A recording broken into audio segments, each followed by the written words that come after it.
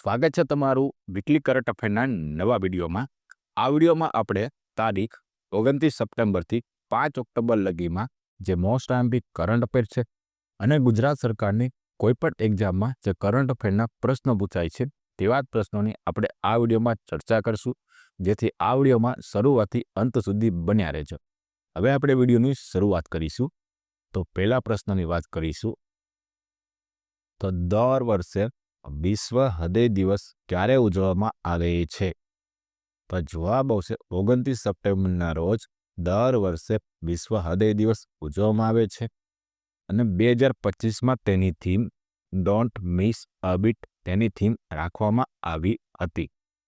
હવે પછીનો પ્રશ્ન, તાજેતરમાં ભારતના એટર્ની જનરલ તરીકે કોની ફરીથી નિમણૂક કરવામાં આવી હતી?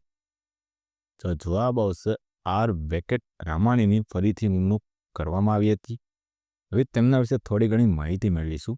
તો એટર્ની જનરલનું કાર્ય તે ભારત સરકારને કાનૂની સલાહ પૂરી પાડવાનું કામ કરે છે અને તેનો બંધારણમાં ઉલ્લેખ અનુચ્છેદ 76માં કરવામાં આવ્યો છે અને તેની નિમણૂક રાષ્ટ્રપતિ દ્વારા કરવામાં આવે છે અને હાલ તેમનો કાર્યકાળ 30 સપ્ટેમ્બર 2027 સુધી વધારવામાં આવ્યો હતો.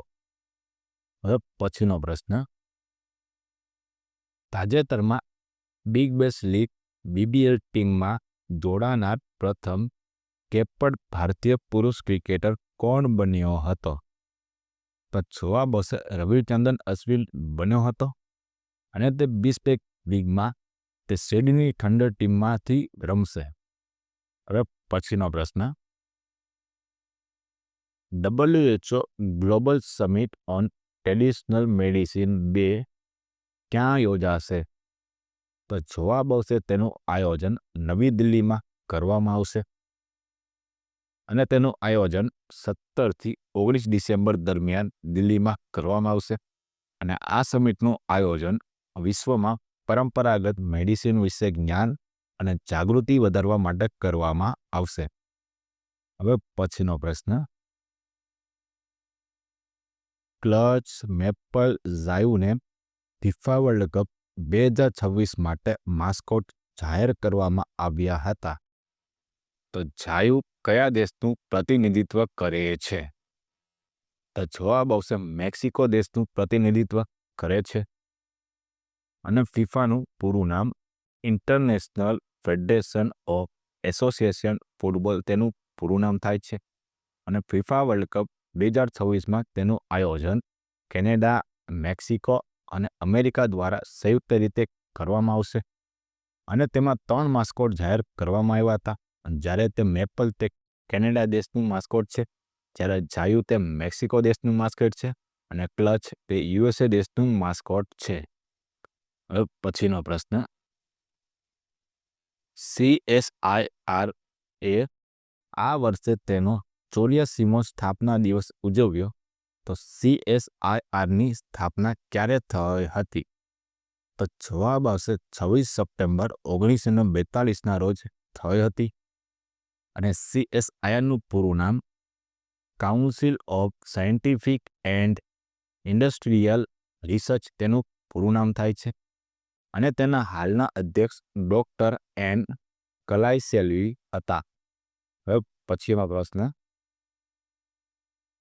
2025નો એશિયા કપ કઈ ટીમે જીત્યો હતો? જવાબ આવશે ભારતે જીત્યો હતો અને એશિયા કપનું આયોજન UAEમાં કરવામાં આવ્યું હતું અને આ કપનું આયોજન દર 2 વર્ષમાં એકવાર કરવામાં આવે છે અને આ વખતે T20 ફોર્મેટમાં રમાનો હતો અને ભારતે આ ટુર્નામેન્ટમાં 9મી વખત ટાઇટલ જીત્યું હતું અને મેન ઓફ ધ મેચ ફાઇનલમાં તિલક વર્મા રહ્યો હતો અને પ્લેયર ઓફ ધ સિરીઝ અભિષેક શર્મા આ ટુર્નામેન્ટમાં 314 રન માર્યા હતા અને સૌથી વધુ વિકેટ લેનાર કુલદીપ યાદવે કુલ 17 વિકેટ લીધી હતી અને SECના હાલના અધ્યક્ષ મોહસિન નકવી હતા અને ભારતે ફાઇનલમાં પાકિસ્તાનને હરાવીને આ કપ જીત્યો હતો. હવે પછીનો પ્રશ્ન, ભારતનું કોલ્ડ ડેઝર્ટ બાયોસ્ફિયર રિઝર્વ જે સપ્ટેમ્બર 2025માં જાહેર કરવામાં આવ્યું તે કયા રાજ્યમાં આવેલું છે? તો જવાબ આવશે હિમાચલ પ્રદેશમાં આ રાજ્યમાં આવેલું છે. અને ભારતમાં કુલ બાયોસ્ફિયર રિઝર્વની સંખ્યા 18 છે. અને આ સાથે 13મું બાયોસ્ફિયર રિઝર્વની યુનેસ્કોની માન્યતા પ્રાપ્ત થઈ હતી. પછીનો પ્રશ્ન, ગોકુળ જળાશય અને ઉદયપુર તળાવને રામસર સ્થળોનો દરજ્જો આપવામાં આવ્યો છે. તે કયા રાજ્યમાં સ્થિત છે? તો જવાબ આવશે બિહારમાં સ્થિત છે. ભારતમાં કુલ રામસર સાઇટ 93 થઈ ચૂકી છે. અને સૌથી વધુ રામસર સાઇટ તમિલનાડુના 20 સાઇટ જોવા મળે છે. અને 1971માં ઈરાનના રામસર શહેરમાં રામસર સંમેલન ભરાણું હતું. અને ગુજરાતમાં કુલ 4 રામસર સાઇટ જોવા મળે છે. તેમાં પ્રથમ નળ સરોવર 2012માં જાહેર કરવામાં આવી હતી. વઢવાણ 2021માં જાહેર કરવામાં આવી હતી. અને થોળ તળાવ તે 2021માં જાહેર કરવામાં આવી હતી. અને ખીજડીયા પક્ષી અભયારણ્ય 2022માં જાહેર કરવામાં આવી હતી. પછીનો પ્રશ્ન, બોટનિકલ સર્વે ઓફ ઇન્ડિયા BSIના 13મા ડિરેક્ટર તરીકે કોની નિમણૂક કરવામાં આવી હતી? તો જવાબ આવશે ડોક્ટર પ્રણાત દાસની નિમણૂક કરવામાં આવી હતી. હવે પછીનો પ્રશ્ન, ભારતે કઈ ટીમને હરાવીને 7મી SAFT અંડર-17 ચેમ્પિયનશિપનો ખિતાબ જીત્યો હતો? તો જવાબ આવશે બાંગ્લાદેશને હરાવીને આ ખિતાબ જીત્યો હતો. અને SAFનું પૂરું નામ સાઉથ એશિયન ફૂટબોલ ફેડરેશન તેનું પૂરું નામ થાય છે. અને તેનું આયોજન કોલંબો, શ્રીલંકામાં કરવામાં આવ્યું હતું. અને ભારતે આ ટુર્નામેન્ટમાં 7મી વખત ખિતાબ જીત્યો હતો. હવે પછીનો પ્રશ્ન, ભારતીય રિઝર્વ બેન્કે RBIના નવા ડેપ્યુટી ગવર્નર તરીકે કોની નિમણૂક કરવામાં આવી હતી? તો જવાબ આવશે શિરીષચંદ્ર મુર્મુની નિમણૂક કરવામાં આવી હતી. હવે પછીનો પ્રશ્ન, દર વર્ષે વિશ્વ વૃદ્ધ દિવસ ક્યારે ઉજવવામાં આવે છે? તો જવાબ આવશે 1 ઓક્ટોબરના રોજ દર વર્ષે વિશ્વ વૃદ્ધ દિવસ ઉજવવામાં આવે છે. હવે પછીનો પ્રશ્ન,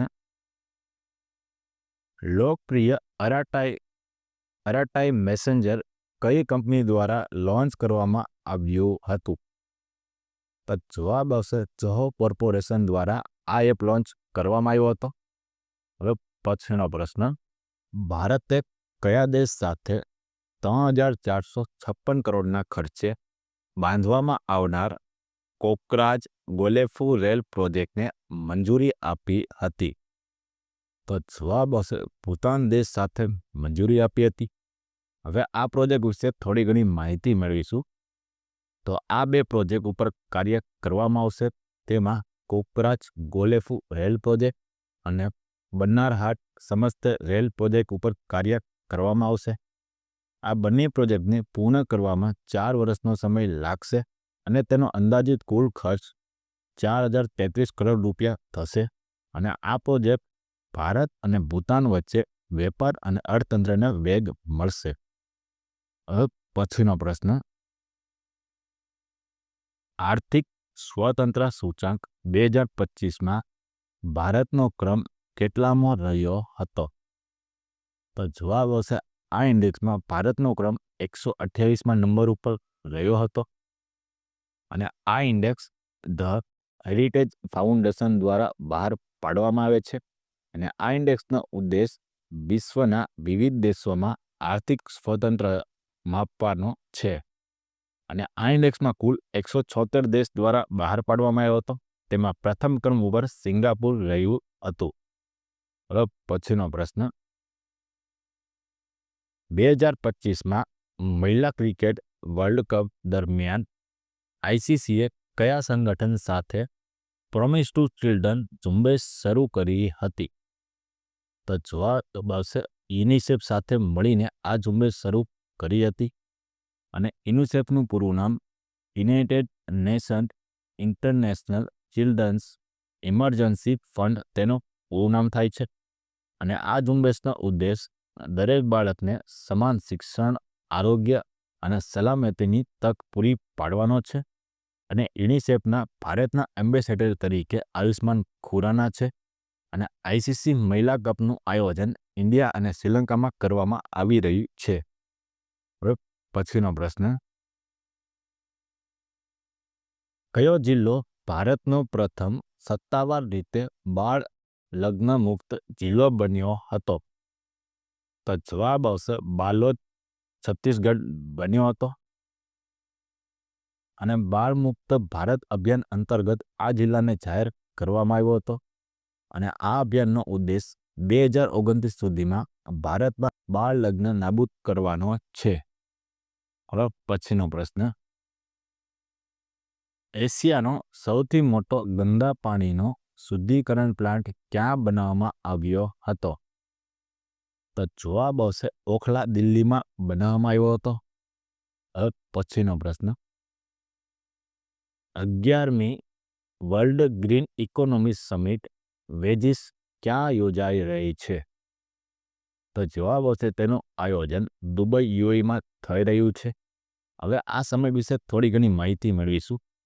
તો આ સમિટનો ઉદ્દેશ ગ્રીન ઇકોનોમીને પ્રોત્સાહન આપવાનો અને તેના પર ચર્ચા કરવાનો છે. અને તેની theme innovating for impact, accelerating the future of the green economy તેની થીમ રાખવામાં આવી હતી. હવે પછીનો પ્રશ્ન, છન્નુલાલ મિશ્રાનું તાજેતરમાં અવસાન થયું તે કયા ક્ષેત્ર સાથે સંબંધિત હતા? તો જવાબ હશે તે શાસ્ત્રીય સંગીતકાર હતા. હવે પછીનો પ્રશ્ન, નેશનલ કેડેટ કોર્પ્સ એનસીસીના નવા ડાયરેક્ટર જનરલ તરીકે કોની નિમણૂક કરવામાં આવી હતી? તો જવાબ આવશે વિરેન્દ્ર વસ્યની નિમણૂક કરવામાં આવી હતી. હવે પછીનો પ્રશ્ન, દર વર્ષે આંતરરાષ્ટ્રીય અહિંસા દિવસ ક્યારે ઉજવવામાં આવે છે? તો જવાબ આવશે 2 ઓક્ટોબરના રોજ દર વર્ષે આંતરરાષ્ટ્રીય અહિંસા દિવસ ઉજવવામાં આવે છે. અને આ દિવસે મહાત્મા ગાંધીજી 2 ઓક્ટોબર 1869માં તેમનો જન્મ પોરબંદરમાં થયો હતો. તેમની યાદમાં આ દિવસ ઉજવવામાં આવે છે. અને આ દિવસે એક મહાનુભાવની પણ જન્મતિથિ ઉજવવામાં આવે છે. તેનું નામ છે લાલ બહાદુર શાસ્ત્રીનો જન્મ 2 ઓક્ટોબર 1904માં ઉત્તર પ્રદેશમાં થયો હતો. તેમની પણ જન્મતિથિ ઉજવવામાં આવે છે. હવે પછીનો પ્રશ્ન,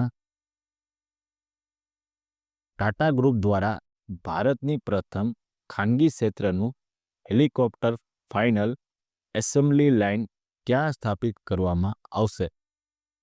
તો જવાબ આવશે કર્ણાટકમાં સ્થાપિત કરવામાં આવશે. હવે પછીનો પ્રશ્ન,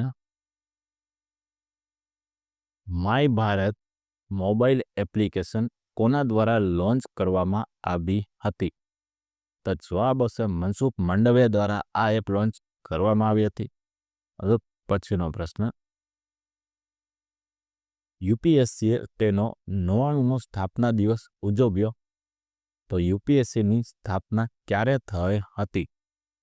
તો જવાબ આવશે 1 ઓક્ટોબર 1926ના રોજ યુપીએસસીની સ્થાપના થઈ હતી. અને યુપીએસસીનું પૂરું નામ યુનિયન પબ્લિક સર્વિસ કમિશન તેનું પૂરું નામ થાય છે. અને આ એક બંધારણીય સંસ્થા છે. અને આનો ઉલ્લેખ બંધારણમાં ભાગ 14માં અને અનુચ્છેદ 315થી 323માં જોગવાઈ કરવામાં આવી છે. અને હાલ યુપીએસસીના અધ્યક્ષ ડૉક્ટર અજય કુમાર છે. હવે પછીનો પ્રશ્ન, તાજેતરમાં મંજૂર થયેલ રાષ્ટ્રીય કઠોળ મિશન માટે ફાળવેલ બજેટ કેટલું છે? તો જવાબ આવશે 11,440 કરોડ રૂપિયા ફાળવેલ બજેટ હતું. અને આ અભિયાન, આ મિશન 2025થી 2031 સુધી ચલાવવામાં આવશે. અને આ મિશનનો ઉદ્દેશ ભારતમાં કઠોળનું ઉત્પાદનમાં વધારવાનો અને આયાત ઘટાડવાનો છે. હવે પછીનો પ્રશ્ન, આ વર્ષે ભારતમાં 71મો વન્યજીવ સપ્તાહ ક્યારે ઉજવવામાં આવી રહ્યો છે? તો જવાબ આવશે 2 ઓક્ટોબરથી 8 ઓક્ટોબરની વચ્ચે ઉજવવામાં આવી રહ્યો છે અને તેની થીમ હ્યુમન એનિમલ કોએક્સિસ્ટન્સ તેની થીમ રાખવામાં આવી હતી. હવે પછીનો પ્રશ્ન, 500 બિલિયનની નેટવર્થ હાંસલ કરનાર વિશ્વનો પ્રથમ વ્યક્તિ કોણ બન્યો છે? તો જવાબ આવશે એલોન મસ્ક બન્યો હતો. હવે પછીનો પ્રશ્ન, તાજેતરમાં ભારતના પ્રથમ મહિલા લોકો પાયલટ નિવૃત્ત થઈ હતી, તો તેનું નામ શું હતું? તો જવાબ આવશે સુરેખા યાદવ તેનું નામ હતું.